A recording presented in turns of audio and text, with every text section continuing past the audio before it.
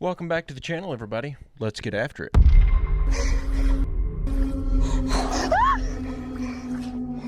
my god. Oh my god. Oh my god. Oh my god. It's okay. Hi. I'm just saying hi. I'm just saying hi. It's okay. It's alright.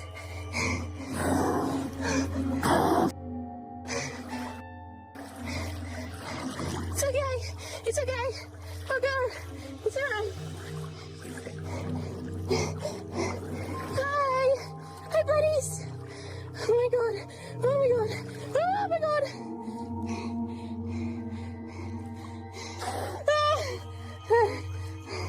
It's okay. It's okay. It's alright.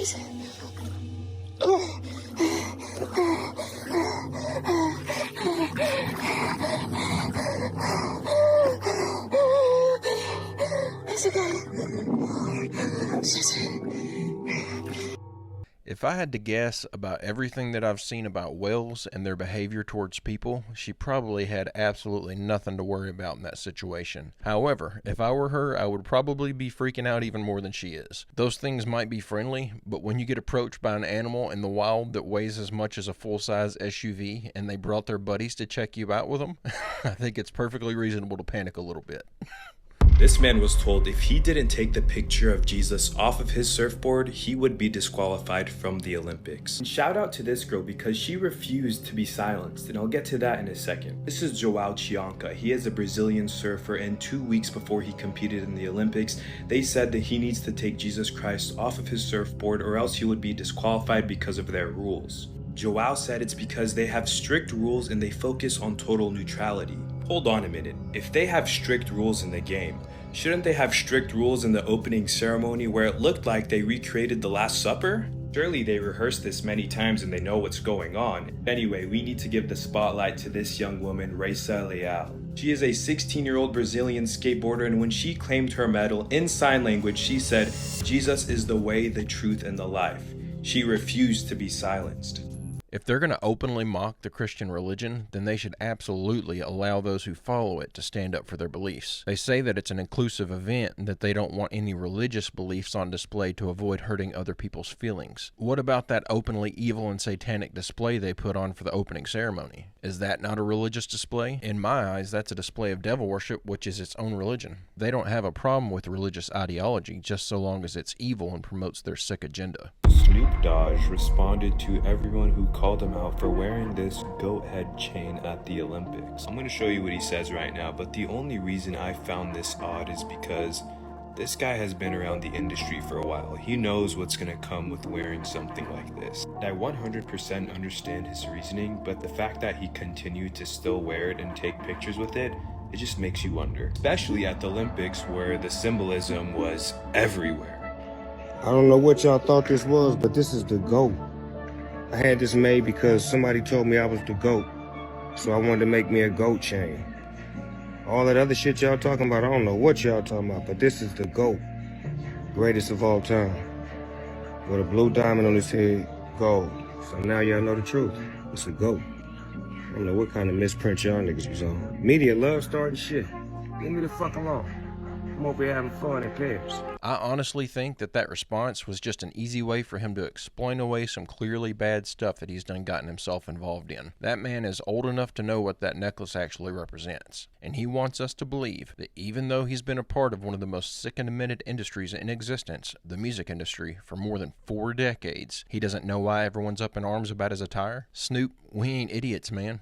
We all know what that necklace actually means, and you ain't fooling nobody with that watered-down explanation. The International Monetary Fund is worried that AI will harm the economy and the labor market. Not so much because you'll lose your job and be on the government dole, more because they won't have anybody to tax once all the work is done by AI bots. They have laid this out. They're saying they need to increase your taxes right now across the board for unemployment insurance that they say they'll give you when you're out of work because of the bots.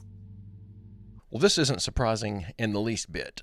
Apparently, they're just going to try to squeeze every penny they can out of us before they take away all the jobs and we don't have any actual pennies left to squeeze. I don't know about y'all, but the opposing idea we heard a couple days ago about completely doing away with federal taxes and going back to a tariff system is starting to sound better and better by the minute. We all know demons are parasitic, but are parasites demonic?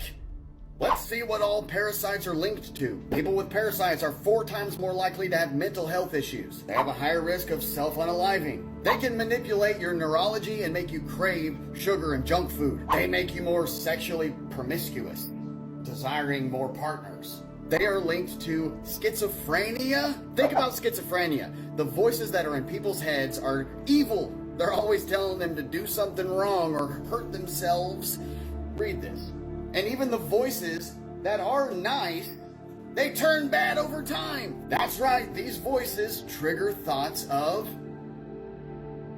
Back to the promiscuous parasites, there's one type of transfer I found to be pretty interesting, and that's fecal to oral transmission, aka sodomy. Now, we've all seen this big old demon in the center, right? But if you take the remaining letters, P-R-I-T-H, that means to extend, to throw, to cast, to send. Now, remember when the demons, the unclean spirits, went into the pigs, and those pigs ran off the cliff into the water and committed unalivement? Now, what about this parasite in wolves? It causes the wolf to leave its pack and start its own pack, turning a beta into an alpha. It reminds me a lot of, oh, he just doesn't want you to eat the fruit because then you'll be like him. Ye shall be as gods. And I don't have to tell you how much parasites look like serpents. Just hear me out. What if the parasite that relies on the host, just like demons do, is a physical representation of what's going on in the spirit? So what if you are possessed by a demon? What if there is a physical way to scout that out and see, parasites are linked to seizures. You ever seen a seizure in person? It's scary. It's like something took over their body. I have way more on this topic, but this is neat here, right here. Parasites on zombie ant fungus. Have you seen that? The parasite that takes over the ant dies, and it literally walks its body around, takes over its entire motor skills. And then you know how the military has a zombie apocalypse training procedure in their curriculum? What if they're genetically modifying certain types of parasites to literally turn people into zombies? I don't know. So what do you think? Could parasites possibly be demonic? I thought this was an interesting theory. 7 Club's really been killing it lately with new theories. So if the parasites are a physical representation of the spiritual evil, then they're causing physically evil things to happen to the body when they enter it. Very interesting concept and makes a lot of sense. I'm not sure what we would do with this information if it were found to be true. You can't really avoid all parasites. They're pretty much everywhere all around you. But if this could be proven, that'd be pretty crazy. Hey, if you're enjoying this video and you like this kind of content, I make a new one just like it every day at 3 o'clock. It'd be awesome if you'd hit that subscribe button and come back to join me. Also, don't forget to check out our podcast. The link is in the description. Okay, call me a conspiracy theorist. I live in New York and we have just gotten these packs. These emergency information packs sent to, I'm assuming, everyone who lives in New York. Now this is wild. Why? Because we're in the state of war. We're in the state of so many things happening right now. And the fact that they sent an emergency information packet. What the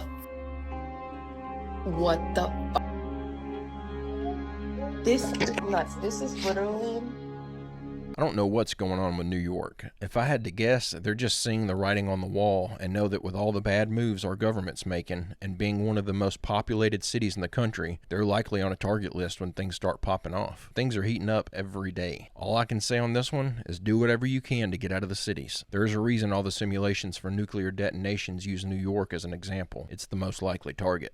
The world feels like it's going insane right now, but what if it was all predicted? A lot of times when people talk about the state of affairs of the world, it's it's very doom and gloom. Society is over, this is the end, but what if it has all happened before? See, everybody talks about how history repeats itself. And when it doesn't repeat, it rhymes. This is called historic reoccurrence. The more you understand and actually research about the topic, the more you realize that we are just repeating the same cycles. You can use that knowledge to build something better for the future, and that's what we're hoping to do here. This is something I'm incredibly passionate about because there is always that generation. There is always that generation that starts the pivot from the dark ages to a period of renaissance. And I firmly believe that we are standing in that opportunity right now. In this series, number one, I'm going to educate about historic reoccurrence, how we are following the same cycles that we have been. And honestly, this should give you a lot of reassurance because humanity has been through this so many times. We're going to dive into human nature, generational archetypes, or the ways that certain generations think. Because guess what? It also happens cyclically. Because actions have reactions. And it's all somewhat predictable. So yeah, things freaking suck right now, but the cool thing is we can change it. You may not see the vision now, but I promise you at the end of the series you will. Because just like a forest fire is an incredibly destructive and restorative. These periods of crisis, yes, there's a lot of destruction, there's a lot of chaos, but it also can be the catalyst for restoration and reformation. Forest fires destroy and clear the way for new growth. This is the same with any crisis period. But victory is not guaranteed. But if we educate ourselves and see the opportunity that exists in every crisis, we have the opportunity to change the course of humanity and put us on a direction that otherwise we previously wouldn't have imagined. Good things are coming. Next video, we're going to discuss this book, Before Turning. It brings up a lot of interesting points. This book is the rare case of getting more and more popular with time because it was written in the early 90s. But most of what it talked about is going on right now. So more and more people are reading it because its predictions are coming true. Diving into it in part 2. Love you, bye.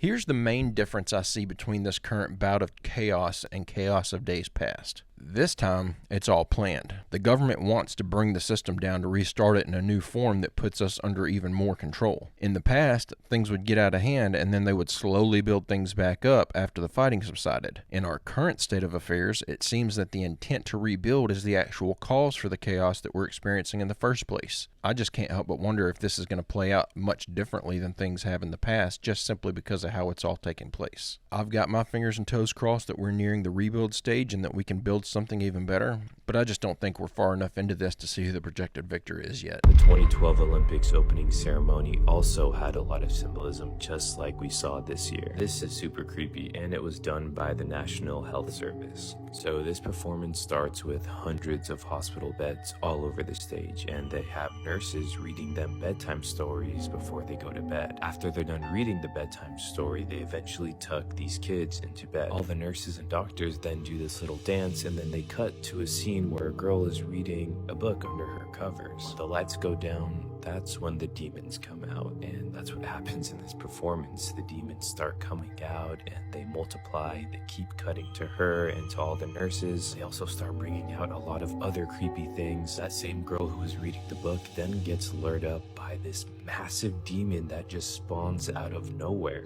Say what you want, I don't care what children's book or children movies this is from, this is flat out creepy. Demons then make their way to the children's bed, scaring them and making them run away. Then the nurses become like possessed. They all start doing this weird robotic motion of dancing. The stage was made up of newspaper headlines and there were subliminal messages all over the flooring. It's hard to read them, but you can go watch the original video and look at them yourself. So this satanic symbolism has been going on at the opening to the Olympics for a while now. I think we need to see who put this show together. See if the same people are involved at each event. Somebody is clearly trying to show the world how passionately they love evil, and I think they need to be exposed. If we can figure out who put this thing together, maybe we can put them on blast on X or something, raise some awareness about them, and make sure that they're not put in charge of stuff like this anymore. Something's got to be done other than just talking about how sick it is, because that's not going to change anything.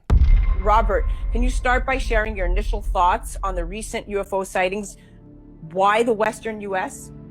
You know, one of the things I'd like to refer to aliens as is actually intra-dimensional or intraterrestrial or extraterrestrial rather than alien. And the reason for that is because I believe they've been here all along. So when we start talking about intraterrestrial beings that are able to go in between dimensions or are higher dimensional beings, then what you're talking about is something that's well beyond our level of perception until we raise our consciousness to be able to perceive it. And I think this is what's happening. I think what's happening in the West, in particular, I'm here in Laguna Beach. I'm out looking right across to Catalina right now in my house. And actually, there's a film that was done by Carolyn Curry that's called Terror in the Sky about the UAP phenomenon that's been happening here, in particular between Southern California and Catalina Island. This terror in the sky seems to be a place where there's a lot of UAP activity. Is this because people are raising their consciousness? I believe that's a huge, significant part of it. But I also do believe that there is increased activity here on the West Coast. Now, Robert, with your expertise in number theory, can you explore how these mathematical frameworks can be refined or expanded to incorporate new data from recent UFO sightings? For us to believe that we are the only ones here, I think is just mathematically very, very improbable. But then when we go beyond that and start to think about the extra dimensional aspect of this, one of the things that was proven only about 2 years ago and that was given a Nobel Prize for in particular was entanglement. So quantum entanglement was proven, and it proved that entangled particles could have influences on them that, independent of their distance in space-time, they're able to shift and make changes to themselves. Proves also that local realism in and of itself is actually false. And when local realism is false, then what we're observing is directly informed by our own observation, perception biases that we have. So if we have a perception bias, and this is called Heisenberg's uncertainty principle, if we have a perception bias, right, and we're unable to see higher dimension because that is our perception limitation, then you won't even be able to see. You can have two people looking at an alien craft or extraterrestrial craft, and one person be able to see it and the other person not at all be able to see it. It's dependent more on their own consciousness and the level of perception they're able to see. Now, given the recent increase in UFO sightings, or the increase in ability to perceive, if you will, do you believe this indicates a higher probability of contact with extraterrestrial beings, or could there be other explanations? Honestly, contact is already happening every day with the people that are able to perceive higher dimension. And I'm talking about, we live in the fourth dimension. So if we think about the fifth dimension and sixth dimensions are largely where these extraterrestrial beings are residing. So the fifth dimension relates to the nature of time being a Mobius strip going both directions, as well as, so the past determines the future, but the future also determines the past.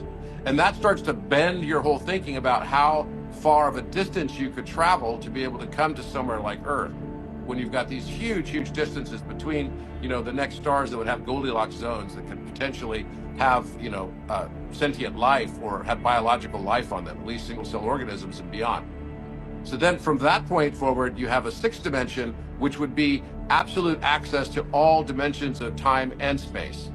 And that is a much higher frame than what we can perceive. But some people are now starting to perceive a fifth dimensional aspect and already noting time shifts for them. They call them timeline shifts. They're experiencing this. People that have been psychic have been experiencing this for a long time. And those are the people largely that have been having the first alien or extraterrestrial contacts. So this idea that you're essentially blocking yourself from experiencing certain parts of reality based on your own biases is absolutely mind-blowing. And the fact that they have scientific data to back this up is even more wild to me. This could explain why some people seem to be a magnet for the paranormal while others spend their entire life without having one single paranormal experience. So not only are we limited by our ability to see certain wavelengths and spectrums of light, but we can actually block ourselves from seeing anything at all by simply not believing that there could be anything to see in the first place. That's a hard one to rationalize. So in this video, I thought we'd go over some of the misconceptions I've came across in many of my comments about airships over the years, as well as highlighting some of the beautiful interiors of these, which really made them massive luxury airliners in the sky, kind of like a cruise ship. A lot of you think airships are nothing more than blimps. So one of the things that separated the airships from blimps, aside from just the massive size difference, was that these had rigid frames with several bladders full of lighter than air gas, either helium or hydrogen. Well, as you see, the blimp on the left is a non-rigid frame, much smaller, Only a few people can ride in the gondola. And here's a picture really kind of showing the size difference between a blimp and an airship.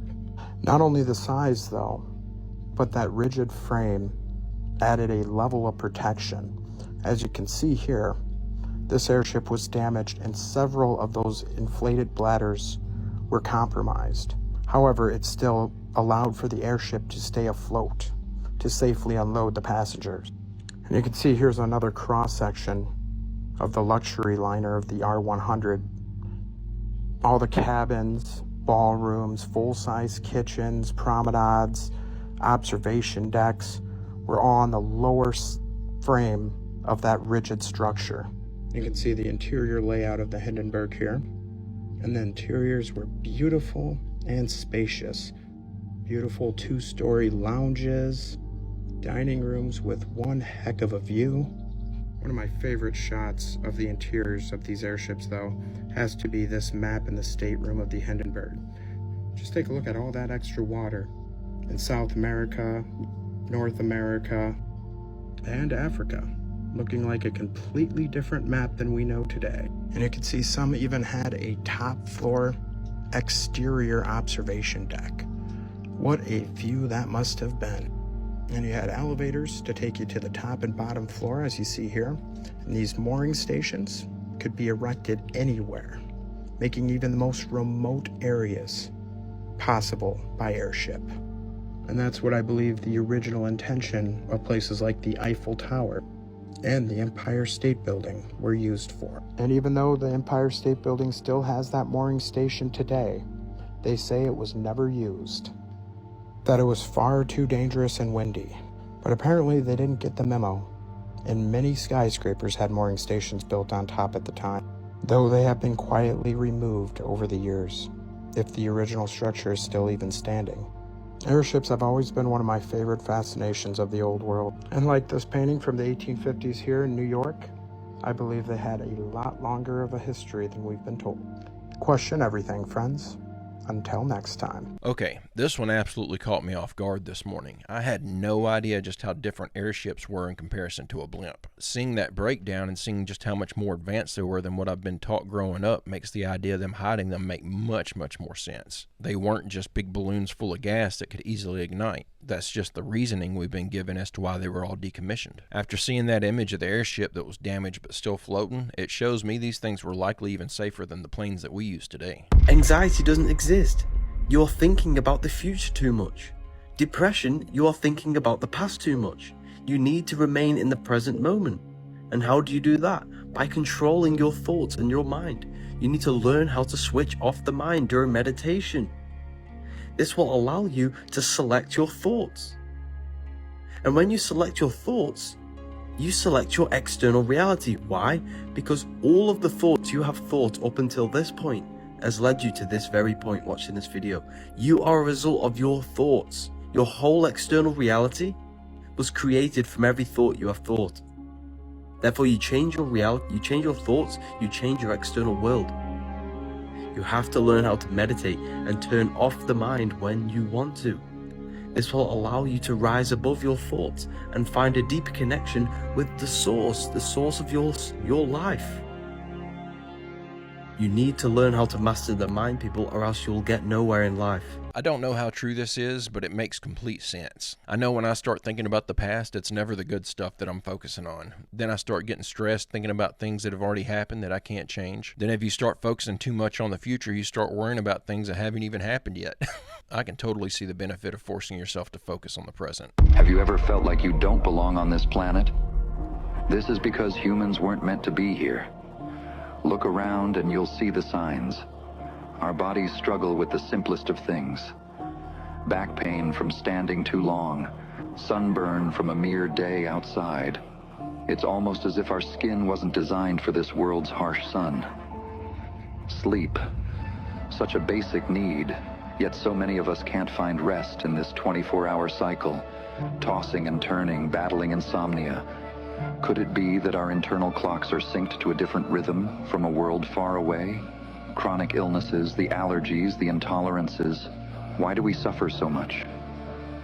It's as if our bodies are constantly at war with the environment around us. as if we are strangers to this land. Think about childbirth, a natural process for every species. Yet for humans, it's fraught with danger and pain. Could it be that our bones and muscles were shaped under different gravity?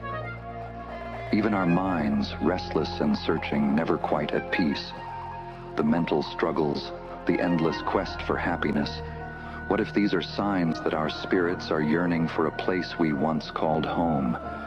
Imagine a time long ago when our ancestors were brought here, maybe by beings far more advanced than we can comprehend. The Anunnaki, they say, came down from the heavens and engineered us using their own DNA, here in this alien world. What if the discomforts we feel are the echoes of a life we left behind, clues to our true origin among the stars? Could it be that Earth is not our cradle but our exile?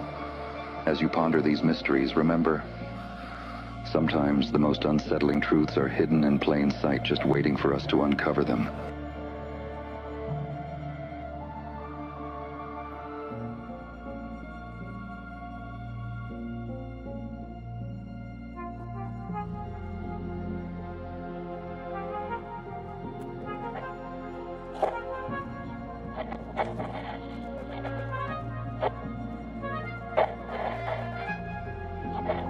I think this idea makes a bit of sense, but also doesn't at the same time. If the Anunnaki made us, then they would have had to use a form of humans that were already here and alter them, so we would still have physical traits that were naturally developed for our environment if evolution is true at all. Likewise, they would have spliced in some of their DNA, which would have been from a species born on a different planet, therefore giving us attributes that may not mesh well with the environment of Earth. Not really sure what to think on this one. It makes sense when you look at it one way, and no sense at all when you look at it another. Just don't know. But guys and gals, I'm going to go ahead and end the video right there. I hope you enjoyed these clips we watched together today. I'll be back tomorrow with another video. I hope you come back to join me. Don't forget to leave a like and subscribe if you haven't already. And don't forget to check out www.barry-stepp.com if you'd like to order yourself a shirt or a hat and help me support the channel. Also, don't forget to post your photos of your merch over in the Discord to get your photo and a video. But with all that out of the way, I hope everyone has a great, safe, fantastic rest of your day, and I will see you all tomorrow.